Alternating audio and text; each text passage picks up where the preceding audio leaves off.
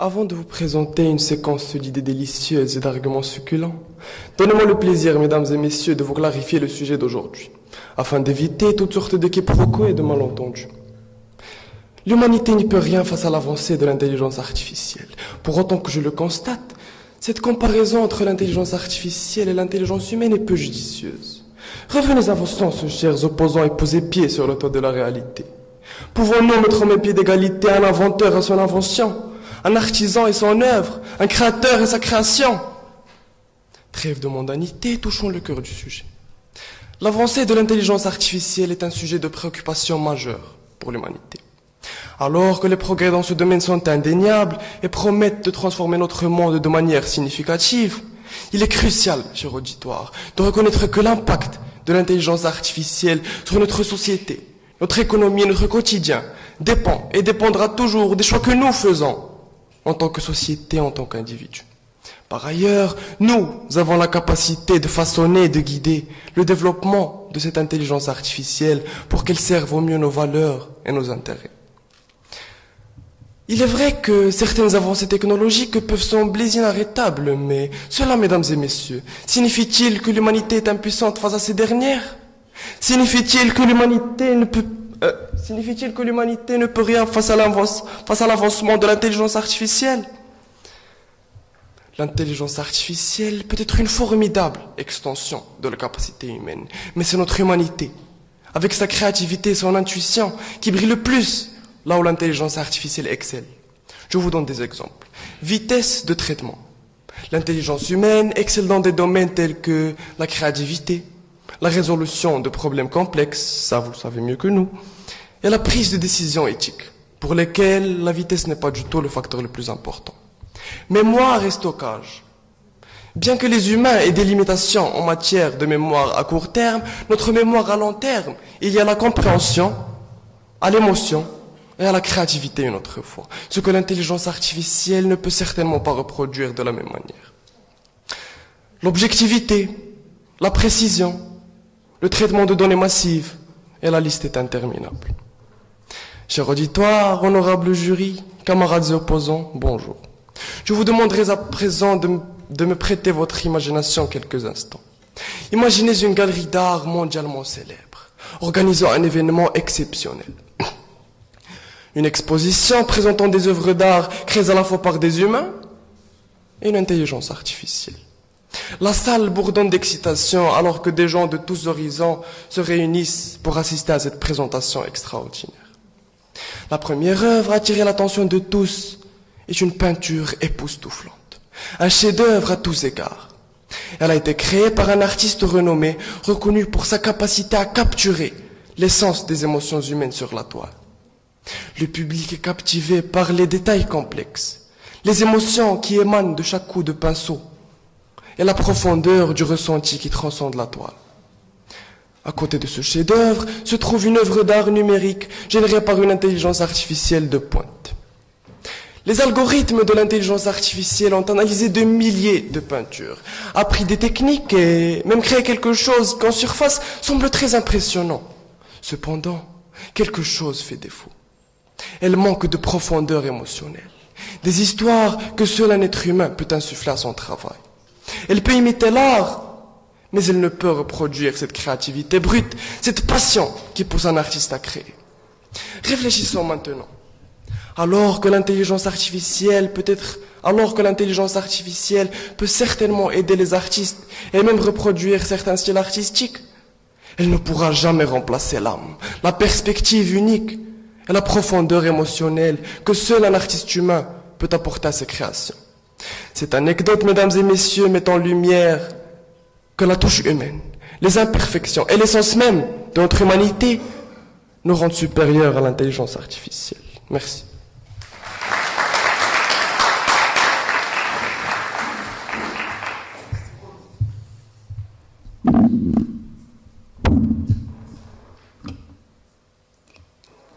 Très chers camarades opposants, vous prenez l'imagination, créativité, mais qu'en est-il de la réalité? Ah, le 21e siècle, l'ère des avancées technologiques, du progrès, tout cela avançant à une vitesse ahurissante, nous laissons peu de temps pour assimiler ce qui se passe réellement. Entre l'apparition des smartphones, applications, logiciels, intelligence artificielle, aujourd'hui, à portée de main, nous ne savons plus où donner de la tête. Mesdames, messieurs, camarades opposants, honorables jurys, face à tout cela, des questions s'imposent. Quel est l'impact de l'intelligence artificielle sur l'humanité et pouvons-nous y faire face?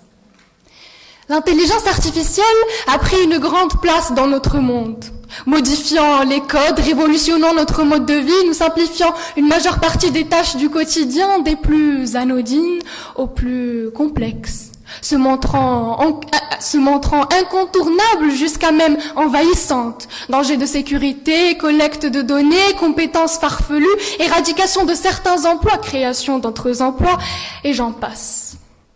Très chère assemblée, je le conçois, jusqu'ici je n'ai encore rien dit de concret, alors laissez-moi me racheter. Il y a une citation de Jules Renard que j'affectionne tout particulièrement, qui sera mon hymne tout au long de ce débat. Un beau parleur, c'est un homme qui sait bien jongler avec des boulets vides. Ainsi, m'exprimer c'est bien, en venir aux faits c'est encore mieux. Tout d'abord, pour mieux élaborer, il faut définir l'intelligence artificielle, qui est un ensemble de méthodes et de techniques mises en place pour simuler l'intelligence humaine jusqu'à dépasser les limites de l'homme avec un grand H. Mesdames, messieurs, l'humanité ne peut rien face à l'avancée de l'intelligence artificielle. Je ne suis pas pessimiste, je suis réaliste, au contraire de ces jeunes gens qui aujourd'hui se montrent quelque peu utopiques. Pourquoi? Eh bien, voici mes cartes. 1. Eh bien, c'est au début, en 1997, le système Deep Blue d'IBM a été capable de vaincre le champion du monde d'échecs Garry Kasparov. Pour la première fois, la machine a battu l'homme. 26 ans plus tard, l'intelligence artificielle ne cesse de multiplier les domaines de spécialisation. Ainsi, après 26 ans de recherche acharnée, 26 ans de progrès, pouvons-nous oser suivre cette avancée? 2. L'intelligence artificielle progresse d'une façon exponentielle, ce qui signifie que ses compétences sont en constante amélioration, rapide et difficile à suivre. Prenons comme exemple les algorithmes d'apprentissage automatique. Ces derniers sont capables d'analyser une quantité faramineuse de données, et cela en un temps record. Et leurs compétences ne cessent de s'améliorer par eux-mêmes, sans même intervention du cerveau humain. Ainsi, face à cette croissance, nous devons nous remettre aux faits. Face à notre condition de mortels humains, nous ne pouvons rivaliser. 3. L'avancée de l'intelligence artificielle entraîne une automatisation des emplois. Où est-ce que je veux en venir? Eh bien, c'est un avantage pour les futurs employeurs qui auront moins de salariés à payer.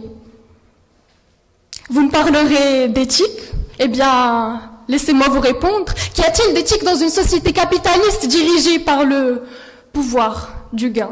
Une calomnie pour ceux dont les 300 millions d'emplois disparaîtront dans le futur, comme le montre une étude montrée par la banque d'investissement Goldman Sachs. Une poule aux œufs d'or pour les futurs employeurs. 4. Je suis sûre qu'au long de ce débat, on me parlera de lois, de régulation, peut-être même d'une autorité visant à réguler l'intelligence artificielle, comme le prévoit le Parlement européen. Ma foi, laissez-moi vous dire que ces mesures visent uniquement à condamner les débouchés criminels de l'intelligence artificielle. Qu'en est-il des retombées qui ne peuvent être criminalisées aux yeux de la loi, mais bien aux yeux de l'humanité? Comme la dépendance accrue à l'intelligence artificielle. Un simple exemple, combien d'entre nous aujourd'hui ne sont plus capables de passer par eux-mêmes, sans passer par ChatGPT? Qu'en est-il des 40% de gadgets qui seront incontrôlables d'ici peu? Des relations humaines qui ne seront plus les mêmes. 5. Salman Altman.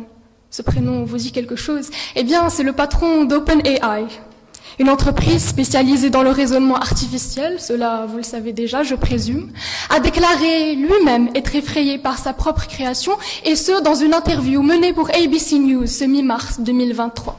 Je cite. Ces derniers mois ont vu une course incontrôlée pour développer et déployer des cerveaux numériques toujours plus puissants que personne. Pas même leur créateur ne peut comprendre, prédire ou contrôler de manière fiable. Fin de citation. Si ce n'est la preuve ultime que l'humanité ne peut rien face à l'avancée de l'intelligence artificielle, eh bien, je ne peux plus rien pour vous. Très chère assemblée, avant de quitter ce pupitre très cher à mon cœur, je vous laisse avec une citation d'Alfred Sauvy. L'humanité est vouée au progrès à perpétuité. Merci.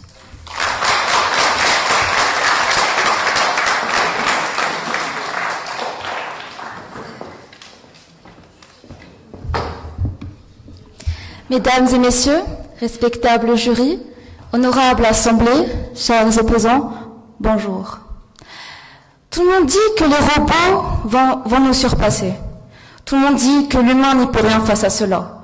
Tout le monde dit que l'intelligence artificielle rime avec notre faim. Le monde dit et n'arrêtera jamais de dire. Mais aujourd'hui, je viens pour contredire cela et vous assurer que le prestige humain régnera pour toujours, puisque cela, c'est la vraie réalité. Tout d'abord, penchons-nous un instant sur ce que disent les véritables experts. Le docteur Hinton Geoffroy, chercheur canadien spécialiste de l'intelligence artificielle, affirme que l'IA n'a pas d'émotion, n'a pas de sentiment, n'a pas de rêve et n'a pas de but, hormis celui de servir l'homme. D'autre part, le neurologue Antonio Amasio affirme également que les émotions sont une propriété propre de nos corps biologiques, chose qu'aucune intelligence artificielle ne pourra recréer. Vous connaissez le refrain ? Nos pas convergent encore vers la sagesse de Descartes qui dit « Je pense, donc je suis ».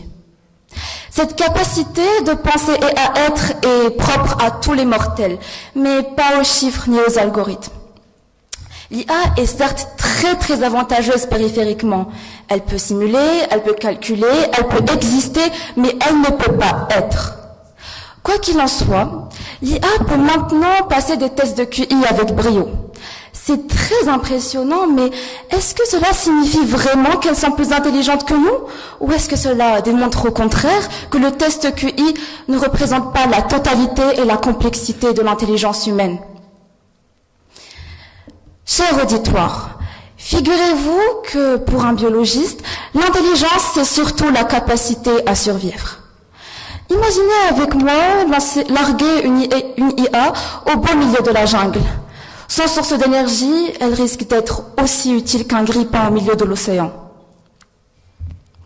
Au-delà de la science et la technologie, il y a aussi la foi et la spiritualité. Chaque grande tradition religieuse et philosophique reconnaît cette singularité de l'humain. Le Coran dit, et certes, nous avons honoré les fils d'Adam. La Bible et la Torah nous rappellent aussi que l'homme est créé à l'image de Dieu.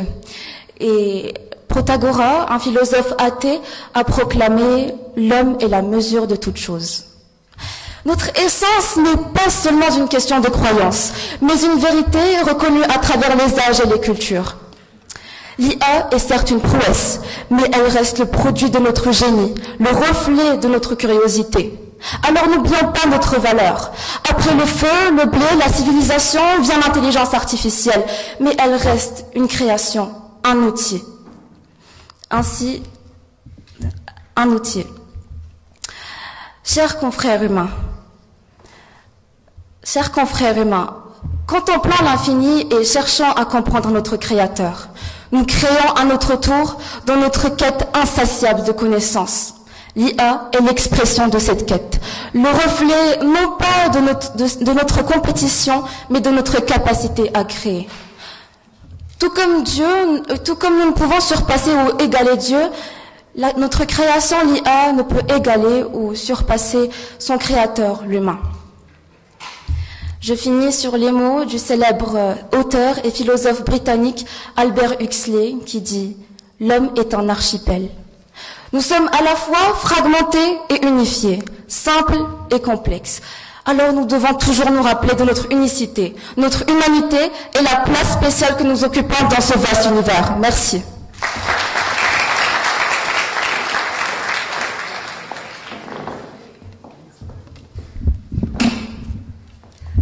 Mesdames et messieurs, éminents membres du jury, bonjour. Nous sommes à l'aube d'une ère où notre création, l'intelligence artificielle, se transforme en un miroir énigmatique. Un miroir qui reflète nos propres questionnements. À travers ce dernier, on peut voir à quel point notre intelligence est faible, limitée et vulnérable. Une question se pose aujourd'hui, l'humanité est-elle prête à regarder son reflet dans ce miroir ? À voir à quel point notre création nous a surpassés. Il fut un temps où nous, humains, étions les seigneurs incontestés de l'intelligence. Nous étions les maîtres de l'art, de la science et de la créativité. Nous avons bâti des pyramides, conquis des galaxies lointaines et même créé des symphonies. Mais voilà, ce fut un temps. C'était hier. Aujourd'hui, mesdames et messieurs, notre création, l'intelligence artificielle, émerge comme une rivale à part entière. Pour paraphraser Shakespeare, je cite, « Nous avons créé un monstre ». Fin de citation. Ce monstre ou génie, selon comment vous l'apercevez, eh bien, il explore des territoires autrefois inaccessibles, diagnostique des maladies plus précisément que les médecins eux-mêmes. Et finalement, traduit plus rapidement les langues que nos langues peuvent sortir de nos bouches. C'est une réalité incontestable, mesdames et messieurs. Maintenant, on va se diriger vers une autre phase de notre aventure, si on peut dire ça comme ça. Une phase où l'incertitude grandit, où les plus sceptiques d'entre nous se retrouvent, confrontés à des preuves accablantes. Jetons un regard à notre quotidien. Observant cette petite boîte métallique que l'on transporte avec nous chaque jour, qu'on appelle téléphone. Autrefois, un simple dispositif de communication, il s'est métamorphosé en quelque chose de complexe, une extension de nous-mêmes, presque une entité indépendante que l'on peut contrôler. En effet, maintenant, il est capable d'anticiper nos besoins et donc de suggérer des informations. Il semble même comprendre nos pensées et désirs les plus sombres. Certains pourraient toujours s'opposer à l'idée selon laquelle l'intelligence artificielle nous a surpassés en arguant que c'est nous qui l'avons créée. Et donc, en théorie, on peut la contrôler à tout moment. Laissez-moi vous dire que cette vision est simpliste. Et que l'évolution de l'intelligence artificielle est loin d'être linéaire, comme certains peuvent le prétendre. En effet, elle tisse un réseau d'innovation qui dépasse nos attentes. Elle peut acquérir de l'autonomie, de la complexité rapidement, ce qui la rend difficile à gérer de la part de son créateur, l'humain. Alors il est temps, mesdames et messieurs, d'avouer que l'intelligence artificielle n'est plus qu'un simple outil. C'est devenu une force avec sa propre dynamique. Souvenez-vous de l'histoire de Frankenstein. Lorsque Dr Frankenstein a créé sa créature, il a vite perdu le contrôle. Et il s'en est suivi des conséquences pour les moins dévastatrices. De même pour nous. Nous faisons face à notre créature. Et nous risquons de perdre le contrôle. Ou l'avons-nous déjà perdu ? Bon. Maintenant, permettez-moi de vous raconter une histoire de vitesse et de puissance. Imaginez un homme qui court pour attraper un train. Il court de toutes ses forces, mais peu importe à quel point il essaye, le train s'éloigne plus rapidement, encore et encore, jusqu'à ce qu'il réalise que ce train, autrefois sous son contrôle, est devenu un monstre incontrôlable. Alors, mesdames et messieurs, nous sommes à la croisée des chemins. Sommes-nous prêts à courir pour rattraper ce train? Sommes-nous prêts à confronter cette créature que nous avons engendrée?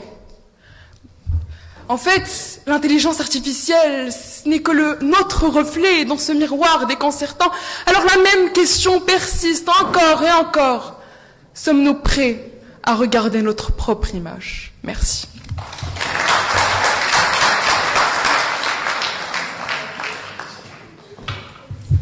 Chers opposants, je ne peux nier que j'aime vos histoires et votre amour à la fiction.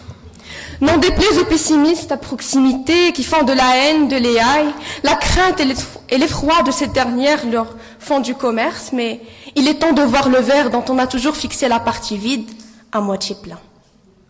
Mesdames et messieurs, mes respectueuses salutations. Réfléchir, c'est difficile. C'est pourquoi la plupart jugent et assument. Or moi, aujourd'hui, je choisis de réfléchir. Car si je ne réfléchis pas, qui le fera à ma place? Certainement pas une machine. Je vous prie alors de faire de même, car à quoi bon sert une cervelle si ce n'est pour peser, penser et raisonner? En effet, nous affrontons aujourd'hui un fossé énorme entre le battage médiatique autour de l'AI et la réalité. Il faut pour lors réfléchir afin d'éviter le piège de croire que l'AI est plus sophistiquée qu'elle ne l'est vraiment. Je ne sais si ça m'excite, ça m'attriste ou ça m'apaise de vous avouer ceci ainsi, mais le terme intelligence artificielle est trompeur, voire menteur. Car l'AI, contrairement à ce que son nom indique, n'est pas du tout intelligente. Certes, elle est capable de gérer des tâches complexes, utiles ou inutiles, mais elle ne peut pas décider de ce qu'elle va faire elle-même, ni se réveiller un jour ayant acquis des pouvoirs comme par magie.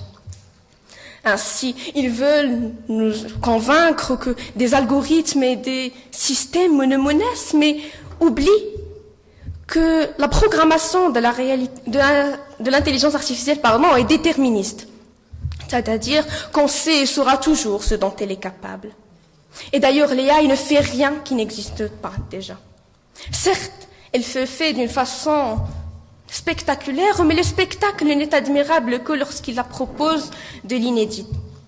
Aucune AI n'est pour l'instant un Picasso, un Socrate, un Einstein ou un Ambroise Paré, et je doute que ce soit le cas un jour. Mesdames et messieurs, et si on se base sur ce qu'est réellement et actuellement l'intelligence artificielle, à savoir de grosses calculatrices imitatrices avec une base de données mirifique qui ont moins d'intelligence et de jugement qu'un crustacé, avec tous mes respects aux crustacés. Soulignons le mot calculatrice et projetons la lumière sur notre cher Blaise Pascal. Un grand matheux comme vous et nous d'ailleurs, et inventeur de la première machine à calculer, la pascaline. Blaise Pascal, après avoir perçu des limites des algorithmes, a dit dans son œuvre intitulée Pensée, et je cite, « La machine d'arithmétique que fait des effets qui approchent plus de la pensée que tout ce que font les animaux. Mais elle ne fait rien qui puisse faire dire qu'elle a de la volonté comme les animaux. » En écoutant ces paroles sages conçues d'un raisonnement analytique, logique et matheux, je peux dire que notre thèse est démontrée. Dames et messieurs, on peut nous apercevoir comme des optimistes, aveuglés par notre optimisme, mais la réalité est que nous ne sommes que des réalistes. Un outil, que ce soit un marteau, un pupitre ou ici, l'AI, peut être utilisé à bon ou à mauvais escient et cela ne revient qu'à nous. Humains que nous sommes, le choix est le nôtre. Je comprends que la science-fiction, les livres et les films vous ont manipulé et prouvé d'une image saine sur le virtuel et que, certes, les gens s'inquiètent pour leur travail et ont peur de finir au chômage, mais, comme le dit si bien Paul Morand, l'histoire comme une idiote mécaniquement se répète. En effet, nous vivons un basculement qui rappelle les retombées de la révolution industrielle à la fin du XIXe siècle, avec ses suppressions massives d'emplois au profit des machines à vapeur. Mais tout comme dans le passé, de nouveaux métiers apparaissent autour de l'AI. L'intelligence artificielle ne détruit et ne détruira donc rien. Elle remplace et crée de nouvelles opportunités. C'est la destruction créatrice de Joseph Schumpeter à pied d'œuvre. Chers auditoires, chers âmes présentes, croyez-moi, l'homme ne peut être terrassé que par l'homme, car l'AI sans programmation n'est qu'une coquille vide. Vous l'aurez donc compris, il est temps de redresser le tort et de changer l'image qu'on s'obstine à se faire sur l'intelligence artificielle ou celle que certains nous donnent à voir. Merci.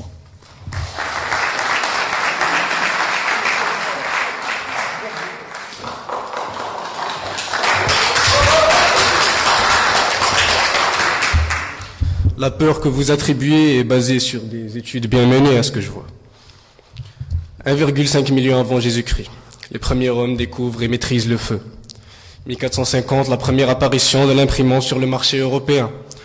1879, la maîtrise de l'électricité. 1945, la faucheuse de l'aube est mise en œuvre. 1961, l'empreinte de l'humanité sur un sol céleste. Depuis sa genèse, l'homme avec un grand H ne cesse d'évoluer à vitesse grand V. Sentant sa fin approcher à grands pas, il n'a pas peur de se faire gronder. Et c'est sous la forme de rouages et de boulons que l'humain présenta son chef-d'œuvre à la vie. Tel un pionnier défiant les barrières du possible, forçant l'art lui-même à se plier à sa volonté, à l'image d'un Prométhée moderne. Mesdames, Messieurs, si nous sommes ici aujourd'hui, c'est bien pour aborder le cas d'un créateur dépassé par sa création. Depuis sa récente avancée technologique, l'homme est obnubilé par l'idée que cette dernière ne prenne bien plus d'ampleur que ce qu'il n'eût jamais pensé. Traitant cette nouvelle d'un blasphème, un sacrilège devant sa prétendue suprématie, celui-ci fait preuve encore une fois de son orgueil démesuré. Mais vous inquiétez point, Ryan Choukri, psychologue autoproclamé, se chargera de ce cas à l'allure désolante. Je commence donc par déceler l'origine de cette peur hystérique. Perte d'emploi, autonomie des machines, déshumanisation. L'humain a su trouver moult raisons pour excuser son anxiété irrationnelle. Néanmoins, ce dernier a fait preuve d'adaptabilité tout au long de l'histoire, en relevant avec succès les défis technologiques qui se sont présentés. L'humanité a montré sa capacité à innover, à apprendre de nouvelles compétences, à créer de nouvelles opportunités, entraînant des moments de changement de technologie majeurs. En effet, il serait bien plus judicieux de se rendre à l'évidence et de canaliser cette énergie que nous perdrons à vouloir trouver des solutions à un problème déjà bien enraciné. Nous sommes arrivés à un point de non-retour. Il est donc bien plus envisageable d'essayer de surfer sur la vague plutôt que de se jeter sans l'espoir de refaire surface. Au lieu de se morfondre sur une prétendue dystopie à venir et tenter de se débarrasser de sa création. Telle une jeune fille à l'avenir radieux, tentant de se défaire de son illégitime, de crainte de devenir victime d'injures, rejetée par la société, ou en autre, pour préserver son honneur. Un effort si vain que Sisyphe même ne pourrait en voir le bout. En effet, chers opposants, je vous présente mes plus sincères condoléances. J'ai le triste devoir de vous annoncer que l'IA a déjà entamé sa course. Le progrès de l'intelligence artificielle est tel que d'ici quelques années, il pourrait être difficile de distinguer la créativité de la machine de celle de l'homme. Ray Kurzweil, un futuriste renommé et un expert en intelligence artificielle. En des termes plus simples, le progrès est imminent. Inscrit dans un mouvement ininterrompu de l'innovation, plusieurs domaines se voient maintenant dépendants de l'IA, de l'économie et de l'armement. De ce fait, ralentir son progrès reviendrait à envisager des perturbations économiques majeures, sans oublier les fonds massifs investis dans le développement de l'IA à des fins militaires. Et quelle plus grande histoire d'amour que celle de l'humain et les armes de destruction massives. Comme le dirait Werner Vinge, célèbre écrivain américain et professeur en informatique, l'intelligence artificielle est déjà là, dans des domaines comme la médecine, le transport, la finance. Elle continuera à se développer. Nous devons être prêts à nous adapter. Ainsi, pour conclure notre petit jeu de rôle, je n'ai plus qu'une chose à vous dire. Vous devez cesser de vous perdre, vous obstiner à vouloir plonger dans un idéal utopique, quitte à vous perdre dans les méandres d'une illusion sans fin, et songez plutôt à embrasser un avenir réaliste, afin d'harmoniser avec le fruit de millions d'années d'évolution. Merci.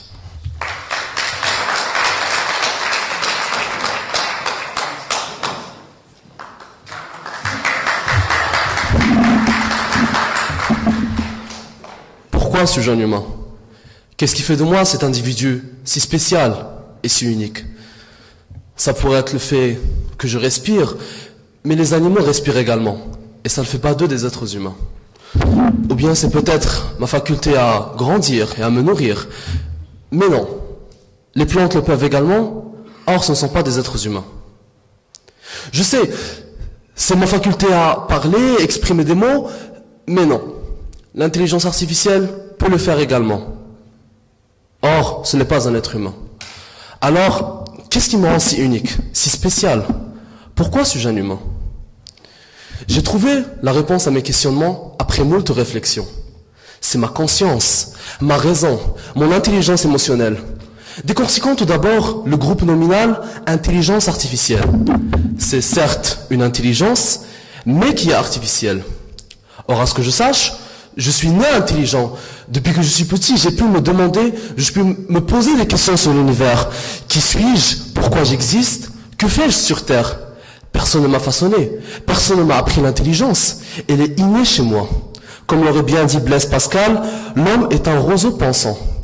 En revanche, pour une IA, c'est totalement l'inverse. Elle a été dressée de toutes pièces par l'homme. Nous sommes les créateurs et elle est le produit. Nous avons donc un contrôle total sur cette dernière qui, pour le moindre, ne peut pas raisonner et ne peut pas produire de jugement propre. Car la conscience est une bénédiction de notre Créateur qui nous permet de nous différencier des autres êtres vivants. Elle est assimilée et applicable par l'humain et uniquement par l'humain. Certes, l'humain est éduqué par lui-même, ou bien par autrui, ou bien par ses propres expériences, mais il est doté d'une intelligence émotionnelle qui lui permet de créer cet équilibre intellectuel dans sa vie, dont l'IA ne pourra jamais bénéficier. Pour compléter l'allégorie faite par ma camarade, nous, êtres humains, sommes humains, parce que la perfection qui est caractérisée en Dieu existe. Donc que pour nous existions, soit le non parfait, il faut que le parfait existe. Donc, voyons cette relation entre l'IA et nous.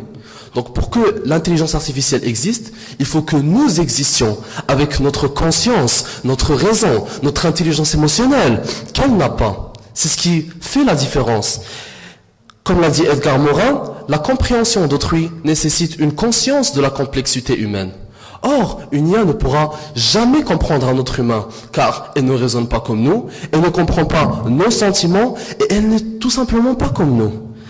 C'est la conscience qui fonde le sentiment d'existence. L'existence rime avec la raison de vivre, la philosophie comportementale, le fait de vivre avec un autre, d'exprimer ses sentiments, ses propres idées.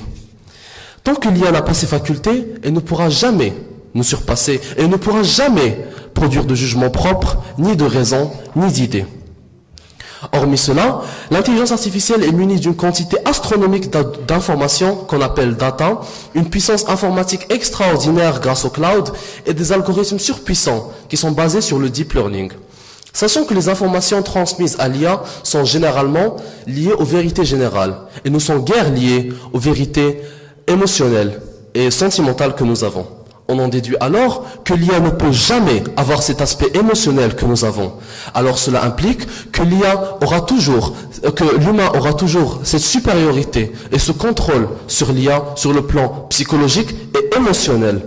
Vous pourriez me dire que l'IA pourrait utiliser nos points faibles émotionnels contre nous. Mais comment pourrait-elle, alors qu'elle n'a même pas ce moteur, cette intelligence émotionnelle qui pourrait lui donner la chance de faire cela? Pour vous répondre et pour appuyer avec votre propre exemple, l'IA Deep Blue, un super ordinateur qui a pu battre le champion du monde d'échecs Garry Kasparov, ou même AlphaGo, l'IA qui a pu battre le champion du monde de jeu de Go, sont tous deux des intelligences artificielles qui se basaient sur l'apprentissage renforcé et supervisé, c'est-à-dire grâce à des informations transmises par l'humain. En se basant sur ces deux expériences, on peut voir que le seul facteur qui a permis la victoire des intelligences artificielles a été le savoir qui a lui-même été transmis par l'humain. Or, l'humain, qui a perdu dans ce cas, a eu plusieurs facteurs qui lui ont influencé son jeu, dans l'enjeu, l'environnement, l'erreur qui est humaine bien sûr, et sa qualité de jeu. Donc, on en déduit alors que j'insiste encore plus sur le fait que l'IA n'a pas cette intelligence émotionnelle qui lui permet de créer cet équilibre dans sa vie. Elle peut exceller dans des domaines, mais ne pourra jamais surpasser l'humain. Rajoutons à cela que, selon vous, une certaine révolte possible de l'IA contre l'humain.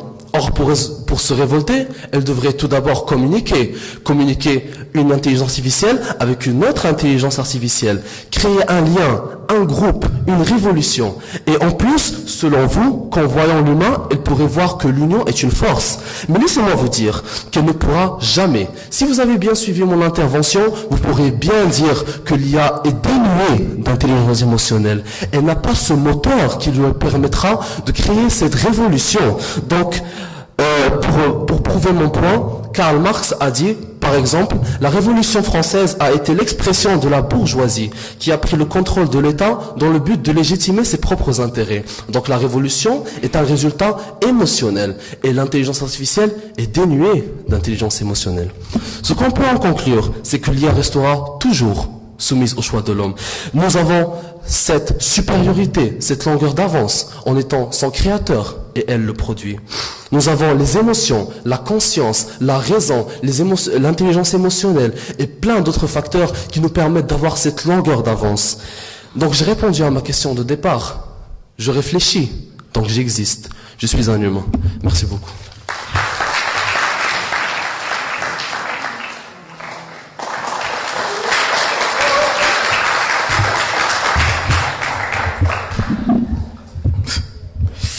Aujourd'hui, et plus que jamais, mesdames et messieurs, l'entrain de l'optimisme est en train de nous berner et nous laissons périr devant la cruauté du réel. Aujourd'hui, et plus que jamais, mesdames et messieurs, l'absurdité est à son paroxysme quand le bon sens se perd. Aujourd'hui, plus que jamais, mesdames et messieurs, l'humain n'y peut rien face à l'avancée de l'intelligence artificielle. Alors oui, vous pouvez nous stigmatiser, nous traiter de pessimistes, de fatalistes, que nous condamnons, car je refuserai de m'accaparer la position que 4 jeunes hommes en costard-cravate ont décidé de me coller au front par la froideur du sang. L'homme, dans sa nature la plus démoniaque et autodestructeur, a décidé de conceptionner des machines enrobées de fils électriques qui sont parvenus à s'émanciper de lui-même et de l'éradiquer dans plusieurs aspects de sa propre vie.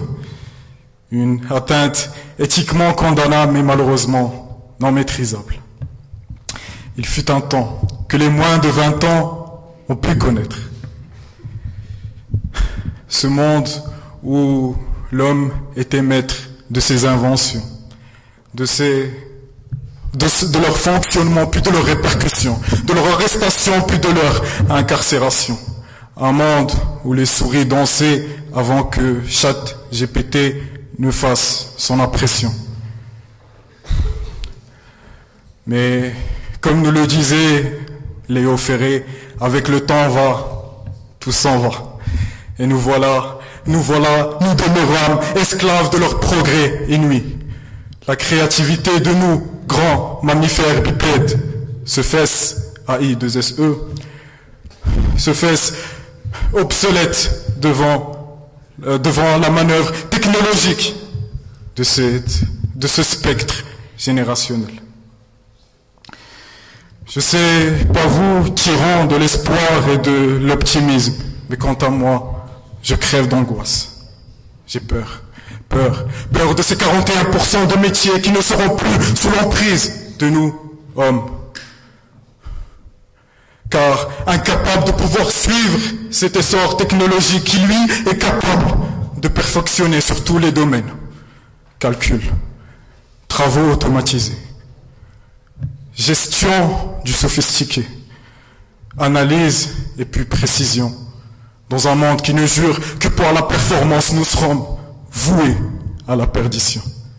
Je pense à vous, professeurs, qui d'antan bravaient votre craie comme une épée Damoclès. Vous serez enclin de céder votre terrain, de votre terre fertile à ces robots dépourvus de bon cœur, mais qui peuvent résoudre des équations différentielles d'une pierre deux coups. Alors, le constat est sans appel. Et la sentence est irrévocable. L'intelligence artificielle a pris l'ascendant psychologique sur l'homme, car lui, vu la limite de son ascension biologique, ne pourrait rivaliser, sera donc dépassé. Alors, vous pouvez remarquer ou pas d'ailleurs que je tiens aujourd'hui en moi un sourire qui est loin d'être révélateur d'une insouciance. Non. C'est loin d'être ça. Car je pense que cette thèse d'aujourd'hui n'a rien de réellement diabolisable, mais rien de réellement triste. Car, certes, cette atteinte certaine pourrait nous faire passer de cet homme avec un petit H, ce fonctionnaire de bureau, ce chef d'entreprise, ce chef comptable, ou encore ce rouleur de tramway, d'épargner toutes ces tâches pénibles et redondante, et pourrait alors se concentrer sur des tâches plus profondes, et alors devenir ce surhomme de Nietzsche, un homme consacré à des valeurs humaines profondes, telles que la philosophie, la création artistique pure, la psychologie ou encore l'amour. Votre consultation à mon cabinet vient de prendre fin, bien qu'elle n'ait pas duré assez longtemps, mais assez pour pouvoir mettre le doigt là où ça fait mal. J'espère qu'on a pu trouver un remède à votre paresse intellectuelle et de vous isoler de votre monde de bisounours, gorgé de strass et paillettes. Quant à nous, nous allons nous revoir, car oui, je suis sûr que nous allons nous revoir pour une prochaine fois. Même heure, même endroit, pour un maximum de sensations. Je vous remercie.